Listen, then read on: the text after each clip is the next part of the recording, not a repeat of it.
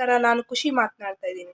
So ಇವತ್ತು ನಾನು ಇಲ್ಲಿ ನಿಮಗೆ ರುಚಿಕರವಾದ ಗೋಬಿ ಮಂಚೂರಿ ಮಾಡೋದು ಹೇಗೆ ಅಂತ ತೋರಿಸ್ತಾ ಇದ್ದೀನಿ.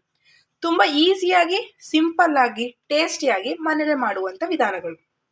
ಕಡಲೆ ಹಿಟ್ಟು, 1 ಕಪ್ ಕಾರ್ನ್ಫ್ಲೋರ್, ಅಡುಗೆ ಎಣ್ಣೆ, 2 ರಿಂದ 3 ಹಸಿಮೆಣಸಿನ್ಕಾಯಿ, 2 ಈರುಳ್ಳಿ ಸಣ್ಣಗೆ ಹೆಚ್ಚಿಕೊಂಡಿರುವಂಥದ್ದು, chilli sauce, soya sauce, vinegar, ರುಚಿಗೆ ತಕ್ಕಷ್ಟು ಉಪ್ಪು, 1 ಚಮಚದಷ್ಟು ಖಾರದ ಪುಡಿ, 1 ಚಮಚದಷ್ಟು ಗರಂ ಮಸಾಲ, 1 ಚಮಚದಷ್ಟು ಅರಿಶಿನ ಪುಡಿ ಹಾಗೂ ಸೋಡಾ. ಇಲ್ಲಿ ನಾನು ಕಡ್ಲೆಟ್ ಹಾಕೋತೀನಿ ಮಿಕ್ಸಿಂಗ್ ಬೌಲ್ಗೆ. ಈಗ ಇದಕ್ಕೆ ಕಾರ್ನ್ಫ್ಲೋರ್ 2 ಚಮಚ ಹಾಕೊಳ್ತೀನಿ. ಸಣ್ಣಕ್ಕೆ ಹಚ್ಚಿಕೊಂಡಿರುವಂಥ ಈರುಳ್ಳಿ ಅರ್ಧ ಕಪ್ ಹಾಕ್ಕೊಳ್ತೀನಿ. 2 ರಿಂದ 3 ಹಸಿಮೆಣಸಿನ್ಕಾಯಿ ಹಾಕ್ಕೊಳ್ತೀನಿ.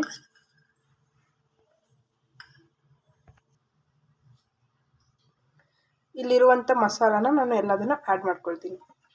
ಇದನ್ನು ನಾವೀಗ ಚೆನ್ನಾಗಿ ಮಿಕ್ಸ್ ಮಾಡ್ಕೊಳ್ಬೇಕು. ರುಚಿಗೆ ತಕ್ಕಷ್ಟು ಉಪ್ಪನ್ನ ಸೇರಿಸ್ಕೊಳ್ತೀನಿ. ಈಗ ಇದಕ್ಕೆ ನಾನು ನೀರು ಸೇರಿಸ್ಕೊಳ್ತೀನಿ.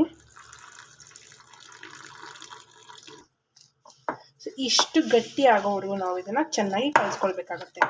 ಸೊ ಇಲ್ಲಿ ಎಣ್ಣೆ ಕಾಯ್ದಿದೆ.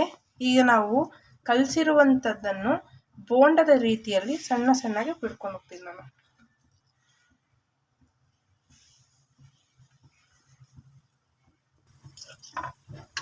ಸೊ ಇಲ್ಲಿ ಪೂರ್ತಿಯಾಗಿ ಇವಾಗ ಬೆಂದಿದೆ. ಸೊ ಈಗ ಇದನ್ನು ಬೋಂಡದ ರೀತಿಯಲ್ಲಿ ಕರ್ಕೊಂಡು ರೆಡಿ ಮಾಡ್ಕೊಂಡಿದ್ದೀವಿ. ಸೊ ಪ್ಯಾನ್ಗೆ ಈಗ ನಾನು ಇಲ್ಲಿ 2 ಚಮಚದಷ್ಟು ಎಣ್ಣೆ ಸೇರಿಸ್ಕೊಂಡಿದ್ದೀನಿ. ಸೊ ಈಗ ಇದಕ್ಕೆ ಇಲ್ಲಿ ಈರುಳ್ಳಿನ ಸೇರಿಸ್ಕೊತಾ ಇದ್ದೀನಿ. ಇದನ್ನು ಚೆನ್ನಾಗಿ ಹಸಿ ವಾಸನೆ ಹೋಗೋ ತನಕ ಹುರ್ಕೊಳ್ಬೇಕು. 2 ಹಸಿಮೆಣಸಿನ್ಕಾಯಿನ ಸಣ್ಣದಾಗಿ ಹಚ್ಕೊಂಡು ಹಾಕ್ಕೊಂಡಿದ್ದೀನಿ. ಸೊ ಈಗ ಆಲ್ರೆಡಿ ಅದು ಹಸಿ ವಾಸನೆ ಹೋಗಿದೆ. ಈಗ ಒಂದು 2 ಚಮಚದಷ್ಟು ವೆನಿಗರ್ನ ಹಾಕೊಳ್ತೀನಿ ಅದಕ್ಕೆ. 2 ಚಮಚದಷ್ಟು ವೆನಿಗರ್, 2 ಚಮಚದಷ್ಟು ಚಿಲ್ಲಿ ಸಾಸ್. ಸೊ ಇದು ಚೆನ್ನಾಗಿ ಮಿಕ್ಸ್ ಮಾಡ್ಕೊಳ್ಬೇಕೀಗ. ಸೊ ಇಲ್ಲಿ ಏನು ಬೋಂಡ ಥರ ನಾವು ಮಾಡ್ಕೊಂಡಿದ್ವಿ ಅದನ್ನ ನಾನೀಗ ಇದಕ್ಕೆ ಸೇರಿಸ್ಕೊಳ್ತೀನಿ.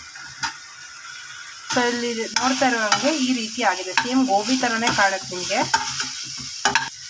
ಸೊ ಈಗ ರೆಡಿ ಆಗಿದೆ. ಸೊ ಇದನ್ನು ಸರ್ವ್ ಮಾಡ್ಕೊಳ್ಳೋಣ. ಸೊ ಇದಕ್ಕೆ ಮೇಲ್ಗಡೆ 1-2 ಕೊತ್ತಂಬರಿ ಸೊಪ್ಪು ಹಾಕ್ಕೊಳ್ತೀನಿ ನಾನು. ಸೊ ಇದನ್ನು ಟೊಮೊಟೊ ಸಾಸ್ ಜೊತೆ ತಿನ್ಬೋದು. ಹಾಗೂ ಸೊ ನೋಡಿ ಇಲ್ಲಿ